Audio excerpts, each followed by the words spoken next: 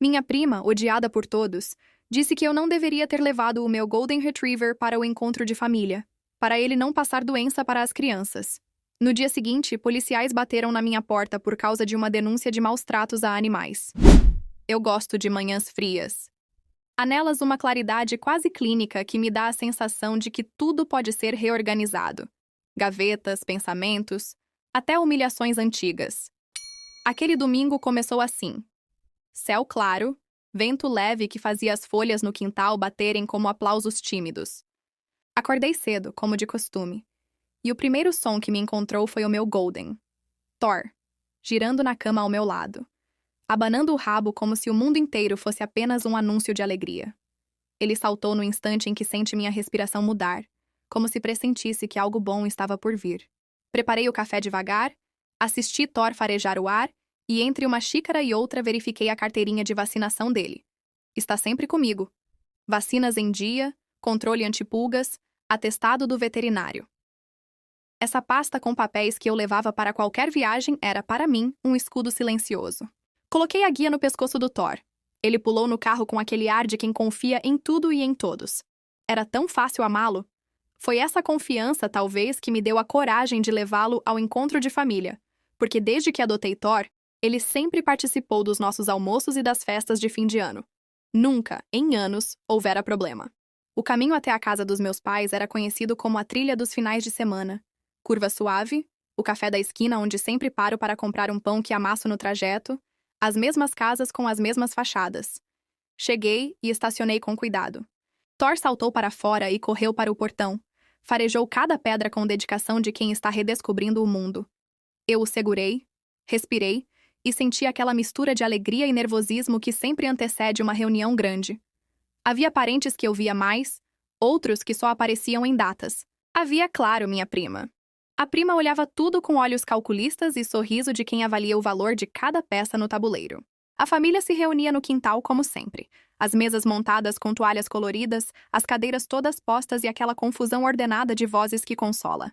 As crianças corriam com bolinhas, minha mãe surgia com travessas que só ela sabia preparar, e eu senti o calor do pertencimento que vinha com minha infância.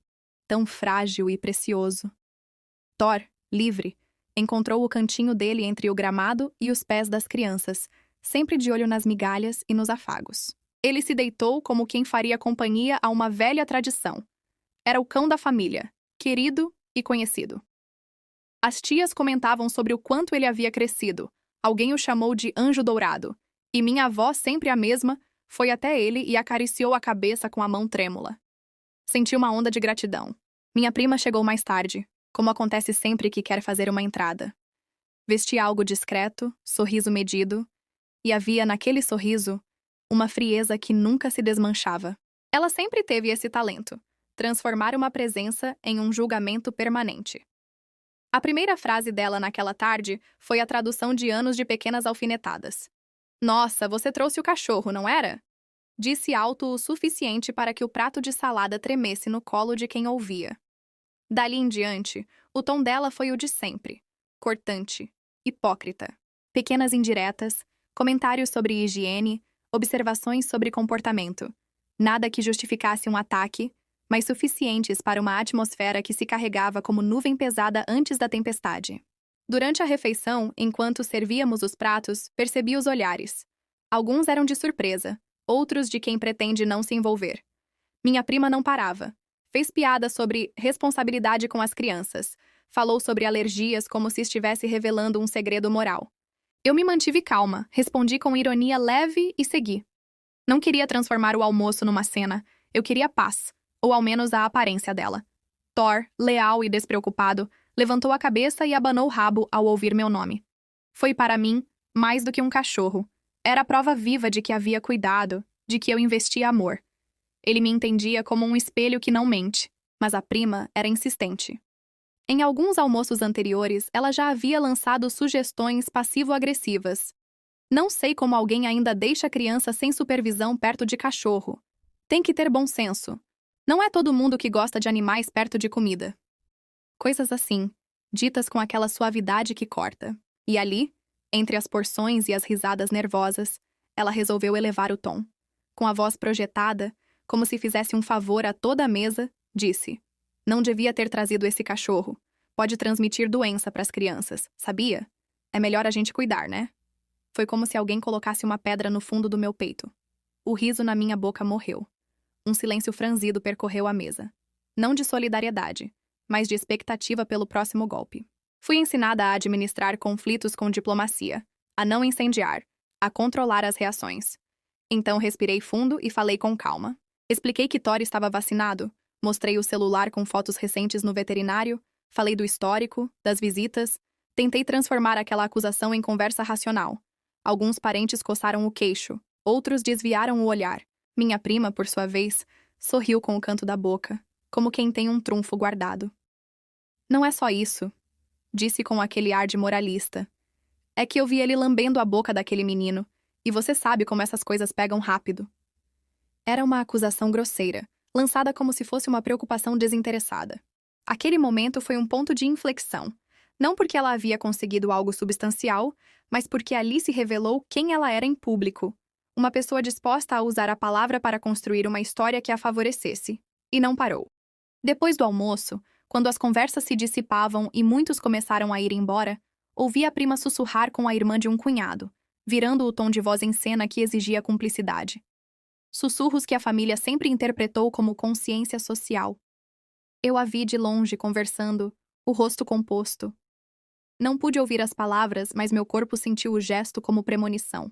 Ao voltar para casa naquela tarde, carreguei comigo uma mistura de raiva surda e um desconforto martelante.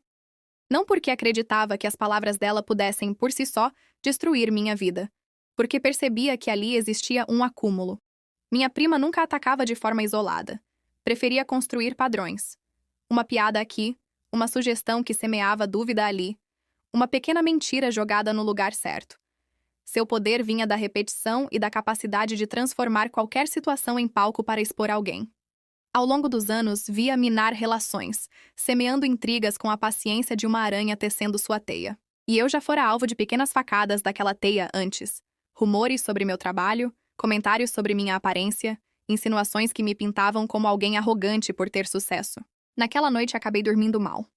Thor, sempre atento, repousou o focinho no meu colo e fez um som baixo, quase de compreensão. Acordei com o barulho da campainha na manhã seguinte e um pressentimento ruim colando no estômago. Abri a porta e vi 2 policiais em pé, formais, com aquela expressão que mistura empatia e oficialidade. "Recebemos uma denúncia de maus tratos a animais", disse um deles. Minha visão se embaralhou. Thor, que dormia na sombra do sofá, levantou-se e me olhou com os olhos grandes, sem entender. Meu primeiro impulso foi rir. Uma risada que não chegava. "Maus tratos?", repeti, e minhas mãos procuraram a pasta com as vacinas. Minha mente pulou de volta àquele almoço. A fala da prima, o sussurro que eu não ouvira, o sorriso cínico. O policial me pediu calma, solicitou os documentos e disse que precisavam averiguar. Passei tudo com a sensação de estar entregando um pedaço de mim à avaliação pública.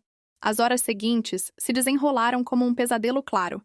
Vizinhos cochichando, mensagens no celular de tios pedindo explicações, alguns com tom genuíno, outros com aquela distância de quem já se posicionara ao lado da prima por conveniência. Eu mostrei o histórico de vacinas, fotos, mensagens com o veterinário. Thor, impassível, se encolhia quando passávamos pelo corredor. Senti que a humilhação me desdobrava por dentro. Não era só a suspeita. Era o fato de que uma pessoa conseguira acionar instituições e expor minha vida sem nenhum embasamento. Entendi naquele instante que aquele almoço fora só a fagulha. Havia um combustível secreto que eu não havia visto. E no centro de tudo, como sempre, estava minha prima. Sorridente, invisível, conhecida por todos. E agora, como soube mais tarde, autora de uma denúncia que me colocaria sob julgamento público. Os dias que se seguiram foram de vigilância e alegria contida. Eu sabia que precisava reagir com provas, com serenidade, mas também com firmeza. Cada palavra dela naquela mesa representava um risco. Não só ao meu nome, mas à minha paz. E enquanto arrumava os papéis do Thor numa caixa, preparando-me para possíveis idas ao fórum e à delegacia, senti algo novo. Uma raiva tranquila, quase uma promessa. Se ela achava que sua arma era a mentira sussurrada entre os talheres, eu tomaria a responsabilidade de desmontar essa arma peça por peça. Não com teatro, não com vingança bestial, mas com a frieza de quem prepara um relatório. Provas, testemunhas, datas. Eu não sabia ainda como iria proceder, mas sabia que não seria vencida por alguém que fazia do boato um estilo de vida. E assim, terminou aquela manhã calma que se transformou numa tormenta. Com Thor deitado ao meu lado, eu reunindo comprovantes, a respiração pesada e a certeza de que a batalha havia começado. A família, que deveria ser proteção, mostrara-se terreno de antigas rixas e um palco onde meu nome podia ser manchado por uma acusação leviana. A prima, por sua vez, continuou sua vida com a arrogância de quem julga que pequenas injúrias são ferramentas aceitáveis. Eu, no entanto, respirei fundo, olhei para Thor e prometi a mim mesma algo que, naquele momento, parecia simples e absoluto. Eu não permitiria que a mentira definisse minha história. Senti a promessa que fiz a mim mesma como uma linha vermelha acesa dentro do peito. Não iria permitir que aquilo passasse em branco. A manhã parecia mais curta, o ar mais espesso, e cada gesto meu tinha uma urgência nova. Não por ódio cego, mas por uma necessidade de restabelecer limites. Eu sabia que, se quisesse apagar a mancha que ela tentou pôr sobre mim, teria de ser metódica, paciente e implacável dentro da lei. O plano começou ali, entre a pia e a pasta de vacinas. Documentos, testemunhas, provas. Trabalho de detetive doméstico, sem glamour. Só cuidado. Primeiro fui ao veterinário. Dr. Henrique me recebeu com aquele sorriso de quem conhece os donos pelo cachorro. E nem pestanejou quando pedi atestados, carimbos, qualquer coisa que estivesse registrada. Ele redigiu um laudo detalhado. Datas de vacinação, estado de saúde, comportamento do animal nas consultas. Descreveu o temperamento dócil do Thor e explicou, em linguagem clínica, a impossibilidade de transmissão de doenças com o cuidado que vinha sendo tomado. Peguei tudo e digitalizei. Cada folha virou um arquivo numerado que eu salvava em triplicado. Nuvem, pendrive e uma cópia impressa numa pasta azul. Depois bati na porta de vizinhos que já conheciam Thor desde filhote. O rapaz do apartamento ao lado, o encarregado do prédio, a mulher que costuma tomar café à tarde no banco da pracinha, todos lembravam de Thor como cão cuidadoso, bem tratado, brincalhão com as crianças. Um por um, pediram para escrever pequenas declarações. Algumas eram rasas, outras cheias de detalhes. E foi nesses detalhes que encontrei força. Testemunhos descrevendo Thor sendo levado ao banho e tosa, fotos em aniversários, recados do meu celular com mensagens trocadas com a responsável pela creche local, que inclusive permitia que eu levasse Thor para pequenas visitas supervisionadas. Tudo a favor da normalidade da nossa rotina. Enquanto organizava material, o telefone vibrava com mensagens. Algumas solidárias, outras frias, e nem faltaram as que eu já esperava. Indiretas da prima em grupos, comentários mordazes em áudios que eu ouvi de relance. Consegui, com esforço, cópias desses áudios. Mensagens que mostravam o tom jocoso com que ela comentava a denúncia, como se fosse entretenimento. Uma antiga funcionária da família, chamada Sônia, apareceu como um presente inesperado. Ao saber do processo, foi ao meu encontro e me entregou fotos de conversas privadas entre a prima e um cunhado, onde ela zombava da situação e dizia textualmente que a sobrinha precisava de uma lição para parar de se exibir com o cachorro. Aquilo foi gasolina para o caso. Sônia concordou em testemunhar. Tinha cansaço no rosto, mas havia uma firmeza que me comoveu. Com o dossiê na mão, fui ao advogado. Marcos era conhecido por ser direto, sem poesia. Dizia o que era necessário, sem promessas vazias. Quando abri a pasta azul, ele franziu o senho, leu e disse: "Temos material consistente para uma ação por denunciação caluniosa e por danos morais. E se a senhora quiser, abrimos também um processo civil." Eu não queria vingança financeira. Queria retratação, reconhecimento público e que aquilo servisse de aviso. Ele explicou os trâmites com frieza técnica. Investigação policial poderia concluir pela ausência de maus-tratos, mas existia o crime de denunciação caluniosa, e a esfera civil permitiria reparação pelo dano à minha reputação. Concordei com tudo. Era um combate por etapas. No dia em que protocolei a queixa formal, senti o peso da decisão. Entregar um processo contra alguém da família é como puxar uma corda que está entre nós há anos e ver quem irá se mover com ela. Ao sair do fórum, pensei nos almoços, nas festas, em anos de sorrisos constrangidos, mas havia também um impulso claro: acabar com o poder dela de usar instituições como instrumento de humilhação.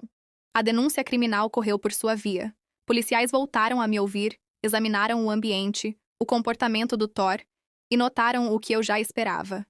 Nenhum indício de maus tratos. A investigação, entretanto, exigiu procedimentos.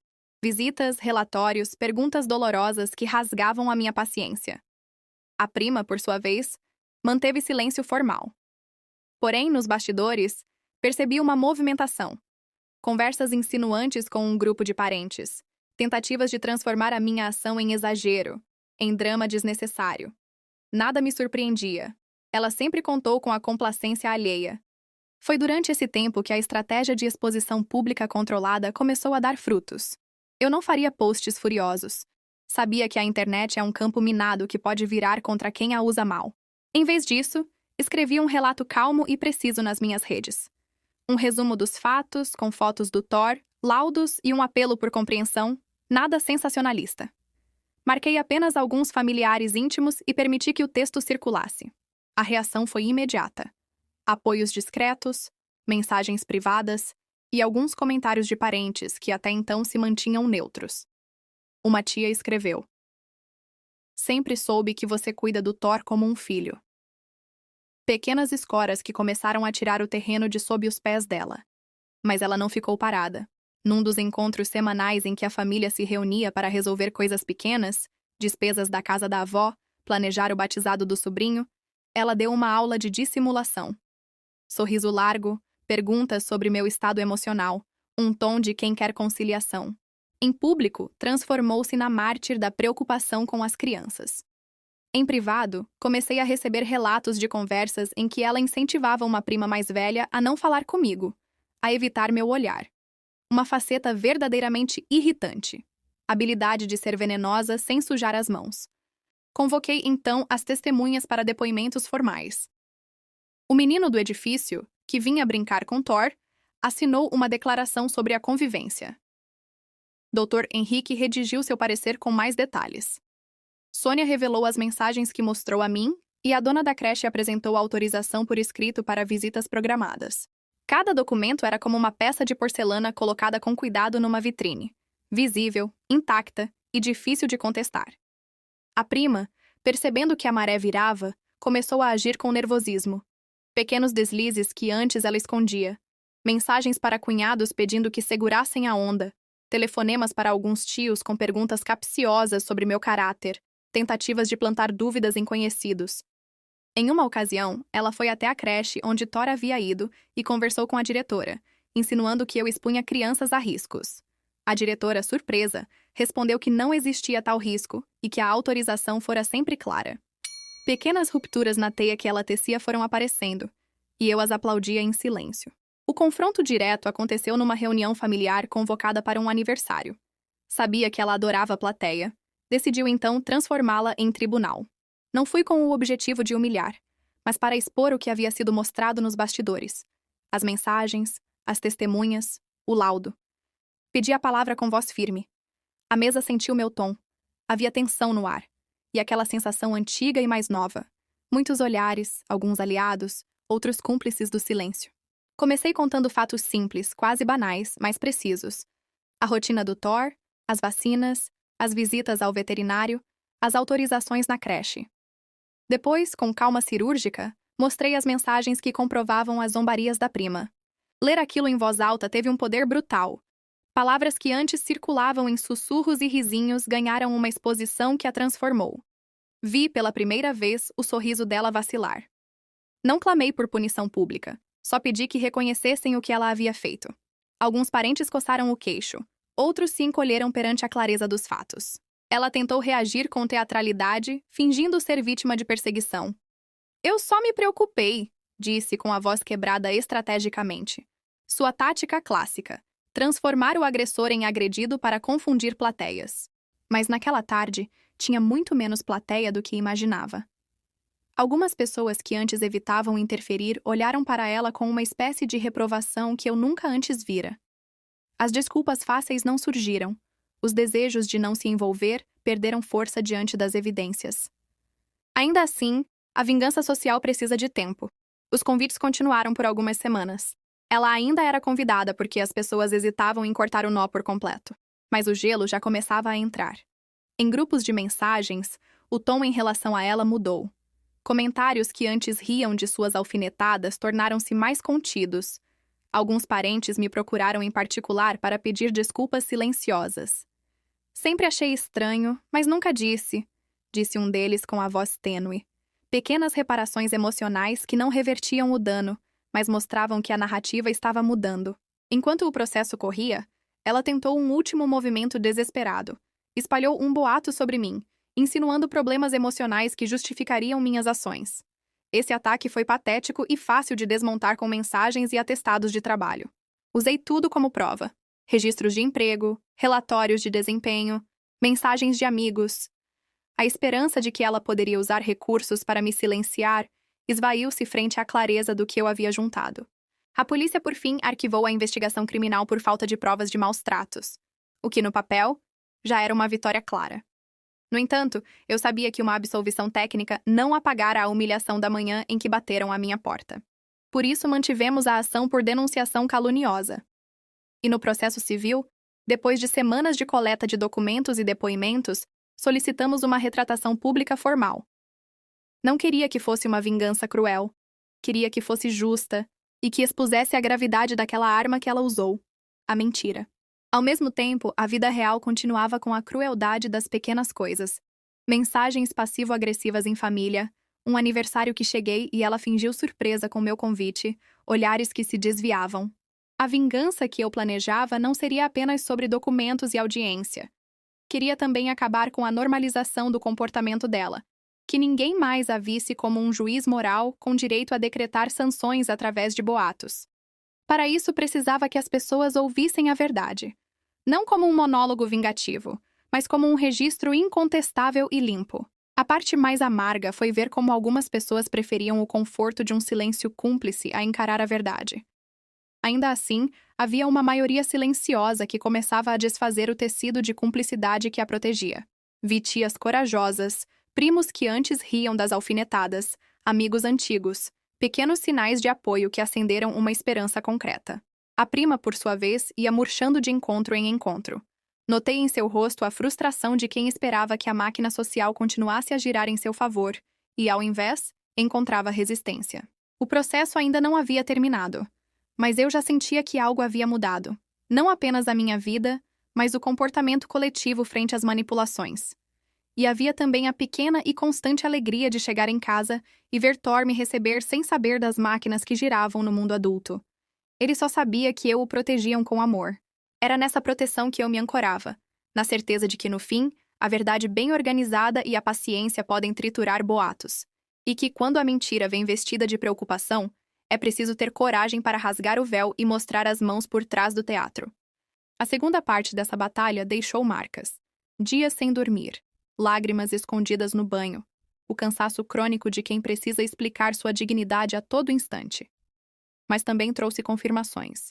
A solidariedade discreta das pessoas certas, a eficácia de provas concretas e a percepção de que justiça, quando buscada com sabedoria, é uma ferramenta que pode calar a farsa. Ainda faltava o desfecho, e ele viria com sua própria intensidade. Mas por hora, eu respirei fundo, abracei Thor e me preparei para o que sabia que seria o final.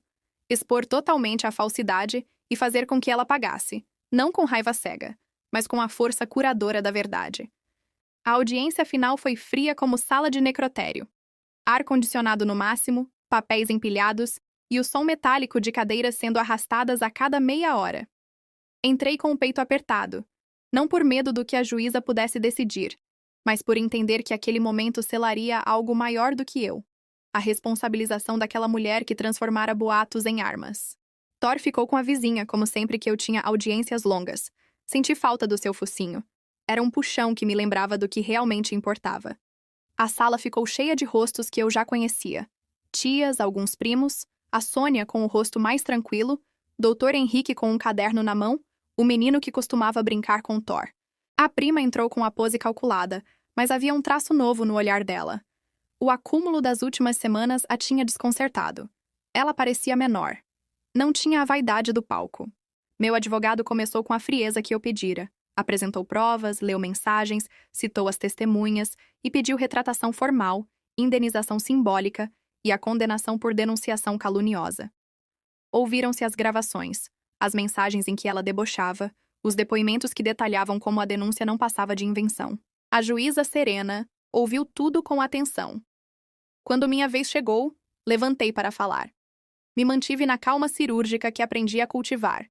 Narrei os fatos com a objetividade de quem já havia repetido a história 1000 vezes na cabeça, mas com a emoção exata. Sem teatro, só verdade. Não estou aqui para destruir ninguém, disse olhando nos olhos dela. Estou aqui para que ninguém mais use a mentira como ferramenta de poder. Minhas palavras ecoaram. Havia silêncio. O tipo que, ao mesmo tempo, alivia e corta. A juíza fez perguntas pontuais, a defesa tentou minimizar, mas as provas eram como luz sobre manchas de tinta. Não havia como esconder. Quando eu saí do banco, percebi que muitos ali já não tinham mais as mesmas expressões complacentes de antes. Alguns murmuraram desculpas em voz baixa. Outros simplesmente desviaram o olhar, envergonhados. A sentença veio em poucos dias. Não tão rápida quanto eu queria, mas suficiente. A juíza reconheceu a denunciação caluniosa e determinou retratação pública, pagamento de indenização pelos danos morais e cobertura de custas processuais. A retratação incluía a publicação de uma nota em um jornal local e a leitura de uma carta em uma reunião familiar presidida por mim.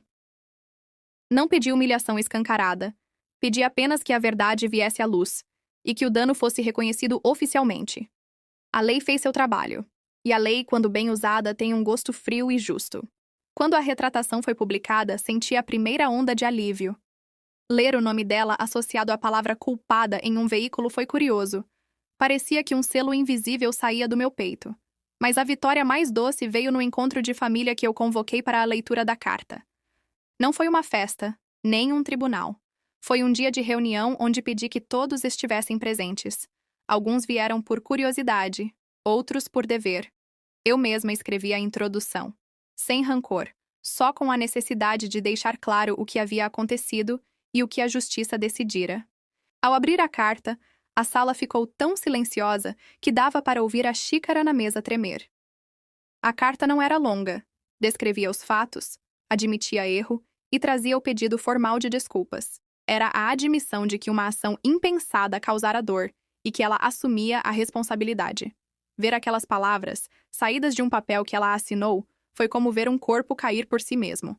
A prima tentou manter algum ar de dignidade, mas havia traços de constrangimento que não se apagavam. O efeito social foi lento, mas inexorável. Os convites para jantares diminuíram. As mensagens que antes alimentavam as intrigas tornaram-se curtas e mecânicas.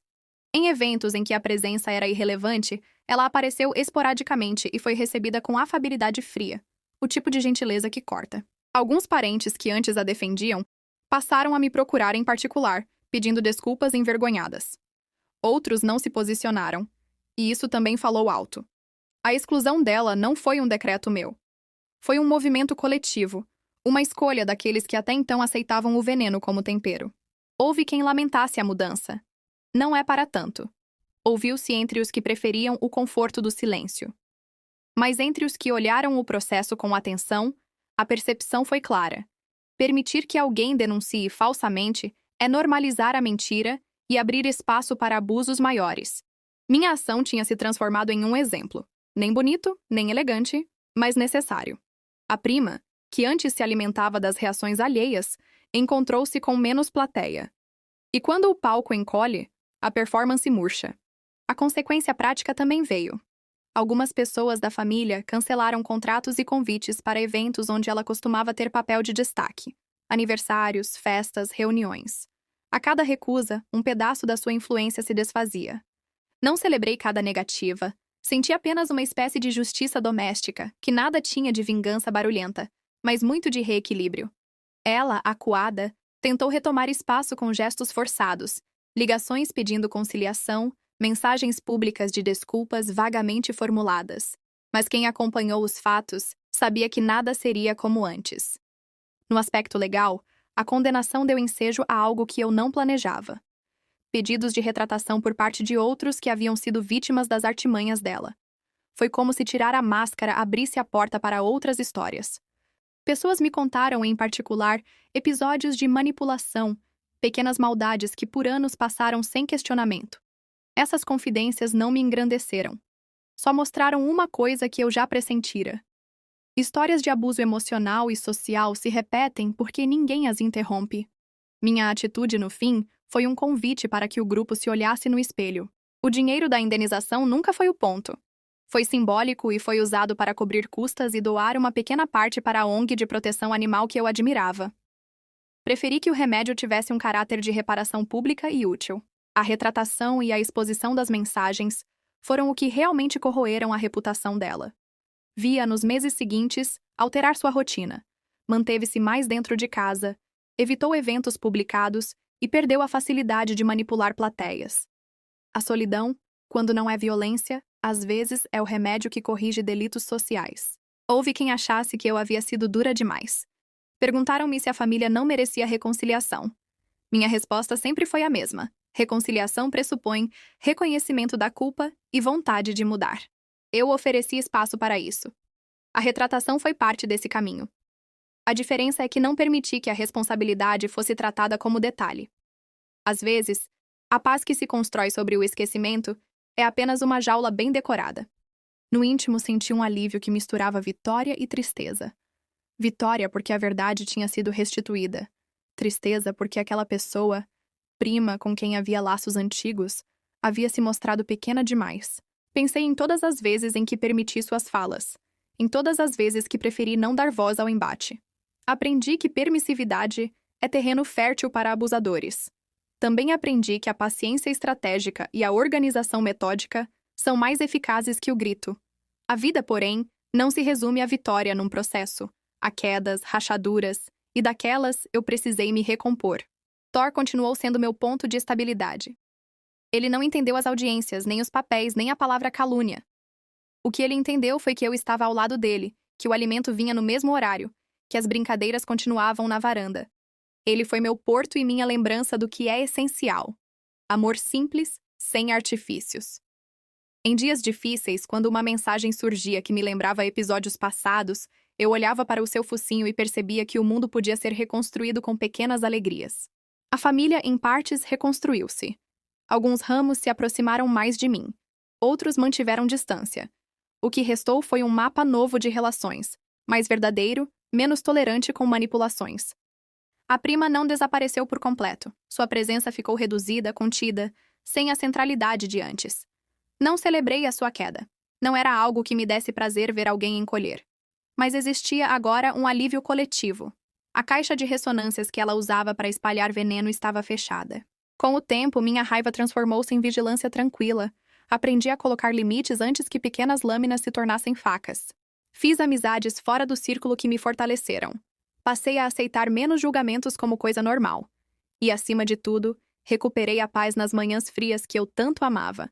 Aquelas manhãs que me lembravam que a vida é feita de rotinas que valem a pena proteger. Um café, uma guia no pescoço do Thor e notícias recebidas sem aflição. A vingança que fiz foi, no fim, uma construção de justiça. Documentos, testemunhas, paciência. Nada disso me transformou em alguém impiedoso. Apenas me devolveu a tranquilidade de saber que, se alguém ergue a mentira como arma, existe a possibilidade de desmontá-la com calma, com a lei e com o suporte das pessoas certas. Não foi um espetáculo de ódio, mas uma resposta firme, proporcional e definitiva. No último almoço em que todos ainda nos reunimos, Thor correu pelo quintal como se nada tivesse acontecido. Crianças riram. Comida foi servida. E eu sentei observando a cena com um sentimento difícil de nomear. Tinha sido dura para chegar ali, mas a verdade voltara ao seu lugar. Olhei para a mesa e, pela primeira vez, sem medo, sorri sem reserva. Não por humilhar, mas por poder, finalmente, ser apenas eu, dona do meu cachorro, dona da minha história, e livre do peso daqueles que insistiam em defini-la por boatos. Não se esqueça de deixar o seu like e comente se você tem uma prima insuportável também.